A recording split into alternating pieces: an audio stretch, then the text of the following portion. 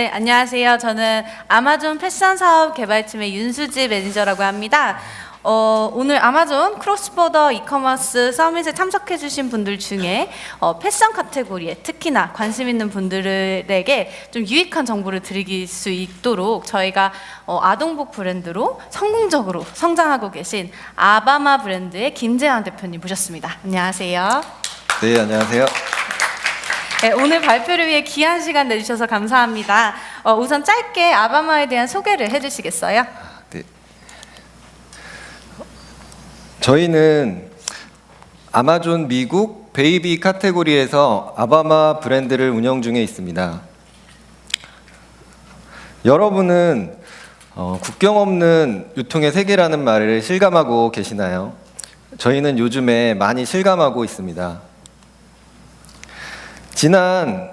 저희 브랜드의 아마존에서의 지난 2년 동안 겪었던 이야기들을 소개해 드리려고 하는데요.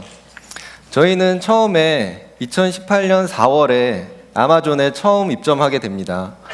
그 후에 2-3개월간의 판매 데이터를 바탕으로 신상품을 추가했고, 그것이 2018년 10월에 카테고리에서 처음으로 베스트셀러가 되고요. 그 이후에도 그 다음에도 신상품을 추가하고 프라임데이에는 평소 매출 대비 500% 매출을 달성했습니다. 그에 이어서 아마존 내에서 브랜드 등록을 완료하고 2019년 10월에는 A+ 컨텐츠를 적극 활용하면서 전년 동월 대비 매출 480%를 달성하면서 다시 카테고리 베스트셀러를 차지하게 됩니다. 이렇듯 저희는 지금까지 꾸준히 아마존 미국에서 성장해 오고 있는 회사입니다. 네, 소개 감사합니다. 혹시 아바마의 역사의 첫 시점으로 돌아가서 아마존을 선택하시게 된 이유와 그 계기에 대해서 조금 설명해 주실 수 있으실까요? 네. 저희는 처음에는 국내 여성복 분야에서 오프라인을 중심으로 제조와 도매를 했었습니다. 근데 국내 오프라인만 위주로 운영을 하다 보니 국내 시장이 작아지는 것을 피부로 느낄 수 있었고요. 따라서 장기적으로는 온라인으로 해야 한다는 확신이 있었습니다. 그래서 2016년 8월에는 국내 온라인으로 완전히 전환을 했고, 그에 이어서 2018년 4월에는 글로벌 시장 진출을 위해서 아마존 미국에 입점을 하게 됩니다. 거기서 저희가 글로벌 시장을 진출하면서 아마존 미국을 선택했던 이유는 저희가 국내 온라인 시장을 경험하다 보니 가장 큰 시장에서 대부분의 매출이 나는 것을 경험할 수 있었고요.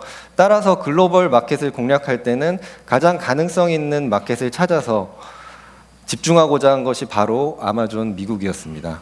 네, 기존에 판매를 하시면서 국내 시장 그리고 오프라인 시장에 대한 한계를 느끼셨고, 그 돌파구를 찾기 위해서 가장 큰 해외 온라인 시장인 아마존을 선택하신 것으로 보이는데요. 기존의 오프라인 형태의 사업에서 온라인으로 전환하시는데 조금 어려움은 없으셨나요? 네, 저희가 오프라인만 하다가 온라인을 하다 보니 CS와 배송 업무 그리고 해외 배송을 할 때는 언어적인 문제가 컸는데요. 처음에는 작은 기업으로 시작을 하는데 상품 소싱 그리고 상품 등록, 제조 이런 것까지 하면서 손이 많이 가는 CS와 배송 업무까지 하기에는 운영하는 데 부담이 컸습니다. 그래서 저희가 글로벌 진출을 하면서 아마존을 선택을 했고, 그 후에는 아마존 FBA 서비스를 적극적으로 활용을 했고요. 그것으로 인해서 CS와 배송 그리고 언어 문제까지 한 번에 해결을 할 수가 있었습니다. 그리고 실제로도 저희가 국내와 같이 운영을 하는데 국내와 미국의 동일 매출을 비교했을 때 아마존의 경우 3분의 1의 인원으로 운영이 가능했고요. 이렇게 CS와 배송 언어적인 문제의 어려움을 잘 알고 있었던 만큼 저희의 아마존 FBA 시스템에 대한 만족도는 굉장히 높았고요. 그것이 더욱 저희가 아마존에 집중하게 만드는 계기가 되지 않았나 생각합니다. 네, 자연스럽게 얘기가 FBA로 연결이 되는데요. 말씀하셨듯이 FBA의 가장 큰 장점이 첫 번째, 개별 배송을 내가 직접 하지 않아도 된다는 점과 그리고 두 번째는 커스터머 서비스, 즉 CS를 아마존이 대신 해준다라는 것인데요. 그렇다면 FBA를 진행하면서 초보 셀러분들에게 알려주고자 하는 팁이 좀 있을까요? 특히 이 패션 카테고리에서는 그 카테고리에만의 좀 어려움이 있을 것 같으니 경험자로서 말씀해 주시면 좋을 것 같습니다. 네. 패션 카테고리의 경우 다른 카테고리와 조금 다른 부분이 사이즈와 컬러가 많다 보니 SKU가 굉장히 많이 생성이 됩니다. 보시는 것과 같이 몇백 개씩 또 생기게 되는데요. 그 베리에이션 관리를 하는 게 중요합니다. 나중에는 추후에 관리를 할 목적으로 처음부터 꼼꼼하게 등록하고 정리해 놓지 않으면 나중에 관리할 때 문제가 생기기 때문입니다. 그리고 베리에이션이 많다 보니 재고 관리에도 문제가 생기는데요. 이 재고 관리는 재고 관리가 잘못되면 품절로 이어지고 이것은 많은 판매 기회를 놓치게 됩니다. 따라서 FBA 서비스를 충분히 이해하고 그 글로벌 시장에 맞도록 미리미리 사전에 준비하는 것이 매우 중요합니다. 그리고 그와 동시에 저희는 품질과 생산 리드 타임도 굉장히 중요하다고 생각하는데요.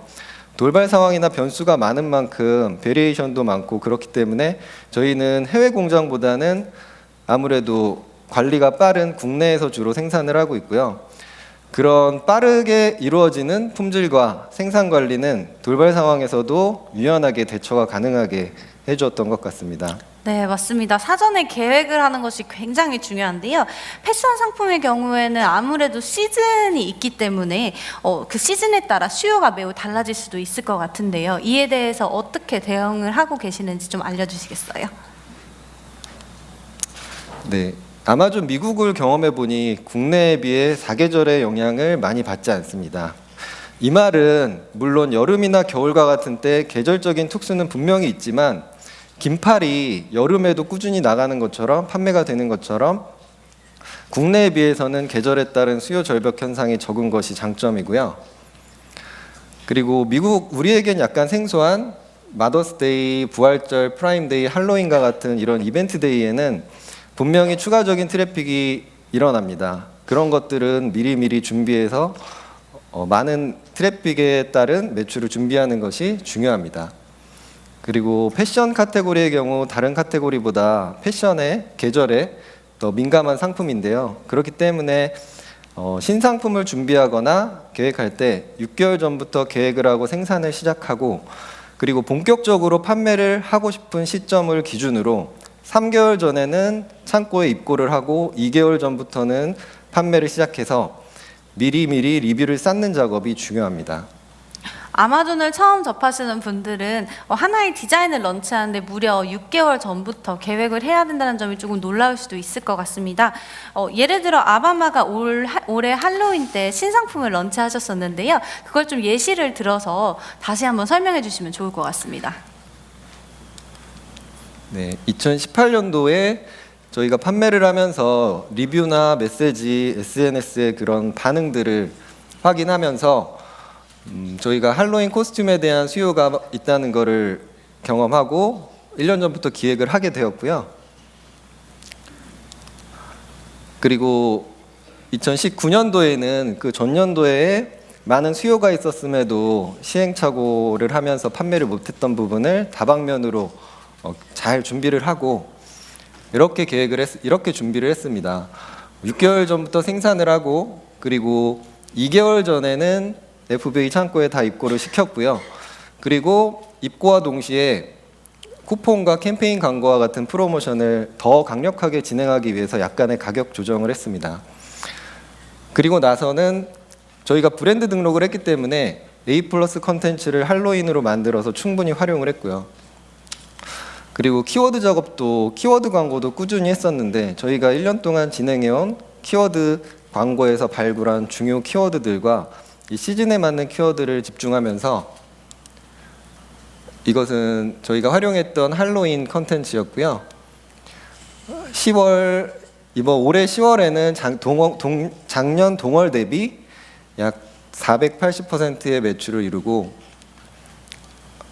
이루면서 지금까지 꾸준히 성장을 하고 있습니다. 이렇게 1년 전부터 준비했던 일들이 하나씩 빛을 발하면서 매출이 나니까 굉장히 뿌듯했던 기억이 있습니다. 네, 상품 확장은 아마존 셀러뿐만이 아니라 브랜드를 소유하고 계신 모든 분들의 큰 고민일 것 같습니다. 혹시 디자인이나 상품군 확장의 경우에는 어떤 식으로 진행을 하고 계시나요? 네, 저희가 다른 카테고리인 여성 란제리로 한번 확장을 한 적이 있었는데요. 이렇게 좀 어려움이 있었습니다. 국내와 달리 서양인의 다양한 체형에 따른 단순한 스펙으로는 설명할 수 없는 그런 체형에서 오는 그런 문제들도 있더라고요. 하지만 이렇게 아마존 고객들은 리뷰에 자세하게 자신의 의견을 남겨줍니다. 그러면 리뷰를 통한 다양한 피드백을 수렴해서 개선해 나가면 충분히 개선의 여지가 있었지만 저희 입장에선 처음부터 다시 시행착오를 해야 했기 때문에 저 개인적인 의견으로는 한 카테고리에서 브랜드 인지도를 쌓고 노하우를 쌓으면서 일단 먼저 집중하는 것을 추천하고 싶습니다. 그리고 많은 분들이 아마존에서 상품을 등록할 때 상품에 대해 궁금해하시는 것들이 있어서 두 가지 준비를 해봤는데요. 첫 번째가 한국에서 잘 팔리는 물건이 미국에서도 잘 팔릴 것이다. 이것은 반은 맞고 반은 틀리다고 말씀드리고 싶습니다. 예를 들어서 저희가 국내에서도 판매하고 아마존에서도 판매하는 턱받이 제품의 경우 국내에서는 사이즈도 문제가 없고 너무 예쁘다고 하는 의견이 대부분인 반면에 아마존 미국에서는 사이즈가 너무 작다는, 디자인은 굉장히 예쁘다고 하면서도 사이즈는 굉장히 작다고 하면서 안 좋은 리뷰가 많이 달렸어요. 이것을 보고 국내 소비자는 디자인이 예쁘면 실용성이 좀 떨어지더라도 굉장히 만족도가 높고, 아마존 미국의 소비자는 디자인이 아무리 예뻐도 실용성을 잡지 못한다면 좋은 반응을 얻기 힘들다는 걸 알게 되었습니다. 두 번째는 가격이 무조건 싸야 잘 팔린다. 이것도 많은 분들이 궁금해하시는 부분인데요. 역시 초반에는 경쟁력 있는 가격은 있어야 하고요. 거기에 베스트 딜이나 쿠폰 등과 같은 프로모션을 통해 초반 판매를 쌓고 리뷰를 쌓고 그 상품을 안정화시키는 데 중점을 둬야 합니다. 하지만 아마존 구매자들은 가격 대비 품질까지 이렇게 자세하게 그 내용을 공유를 하는데요. 이렇게 되면 시장에서 가격 대비 상품의 품질을 인식하게 되고, 이렇게 되는 경우에는 다른 유사 상품보다 좀 더 비싸거나 최저가가 아니더라도 판매량에는 크게 차이가 없었습니다. 네, 굉장히 중요한 부분들을 짚어주신 것 같습니다. 첫 번째로는 한국과 미국의 취향 차이가 굉장히 클 수 있다는 점과, 그리고 두 번째로는 좋은 상품이 뒷받침되는 브랜드의 경우에는 무조건 낮은 가격이 아니더라도 충분히 판매가 이루어질 수 있다는 점, 그런 점들은 사실 이걸 직접 경험해 보시지 않은 그 선배 셀러가 아니라면 말해주기 어려운 꿀팁인 것 같은데요. 이제 곧 아바마의 경우에는 아마존 셀러로서 3년 차에 돌입하실 텐데요. 2018년 첫 해부터 저희 아마존 코리아 지원 프로그램을 통해서 매니저 지원을 받으셨던 것으로 기억합니다. 혹시 이 지원 프로그램이 특별히 도움되었던 부분들이 있었을까요? 네, 저희는 2018년도에 아마존 코리아의 점프 스타트 프로그램을 통해 아마존에 진입을 했고요. 그때 당시에 아마 판매가 하나도 없었던 업체만 대상으로 했던 것으로 기억을 합니다. 따라서 그때 처음 상품 등록을 하고 판매가 이루어지고 판매가 반복적으로 날 때까지 많은 도움을 받았고요.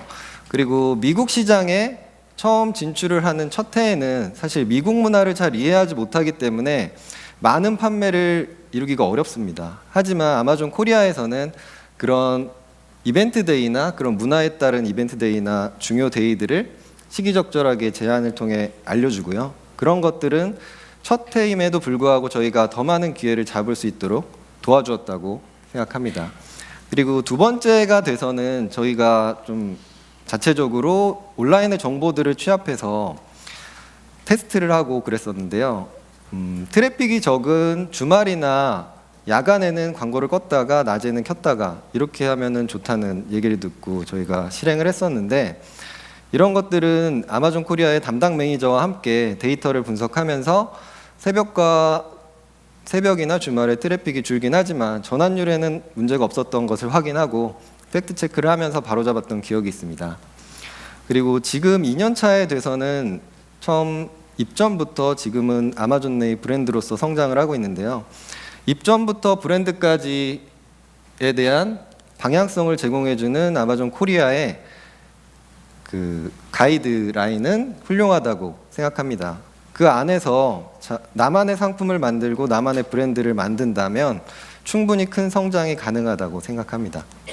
네, 말씀 감사합니다. 이제 인터뷰를 마무리할 시간이 거의 다 되었는데요. 아바마 브랜드의 향후 계획에 대해서 말씀해 주시겠어요? 네, 저희는 아마존 고객들이 오히려 저희의 DNA를 찾아주시고 정체성까지 또 찾아주신 것 같아서 감사하게 생각하는데요. 브랜드 고유의 컨셉을 벗어나지 않는 선에서 상품과 카테고리의 확장이 있을 예정입니다. 그리고 두 번째로는 아마존 내의 다양한 툴들을 활용해서 브랜드 강화에 집중할 생각이고요. 보시다시피 아마존이 입점한 전 세계 많은 나라들이 있는데 이 나라들에도 하나씩 진출할 계획에 있습니다. 네, 앞으로 아바마의 미래가 더더욱 기대됩니다. 아마존 예비 판매자분들께 마지막으로 해주고 싶은 말이 있으신가요? 네, 지금은 아마존이라는 글로벌 셀링을 글로벌 진출을 하기에 너무나 좋은 플랫폼이 있기 때문에 많은 분들이 국내만 하고 계시지만 빨리 글로벌로 진출을 하셨으면 좋겠습니다. 그 첫걸음은 아마존에 상품을 등록하는 것이 되겠고요. 연초부터 연말까지 1년 동안 미국 시장을 경험하면서 판매에 집중하고 그 다음에는 그 시행착오가 반복되지 않도록 준비를 한다면 분명 좋은 결과가 있을 것이라고 생각합니다. 정리해보면 첫 해에는 판매를 반복하면서 미국 시장에 대한 시행착오를 경험하고 두 번째 해에는 같은 실수가 반복되지 않도록 철저하게 준비를 하는 것, 이 두 가지를 꼭 말씀드리고 싶습니다. 직접 경험을 하셨던 분에게서 듣는 얘기라 훨씬 더 유익했던 것 같습니다. 오늘 귀한 시간 내주셔서 예비 패션 카테고리 셀러분들에게 좋은 정보 공유해 주셔서 다시 한번 감사의 말씀 드리고요. 오늘 인터뷰를 들어보시고 많은 분들이 아바마의 모범 사례를 따라서 아마존 입점에 더욱더 많이 도전을 하셨으면 좋겠네요. 네, 오늘 인터뷰 여기까지 마무리하겠습니다. 감사합니다.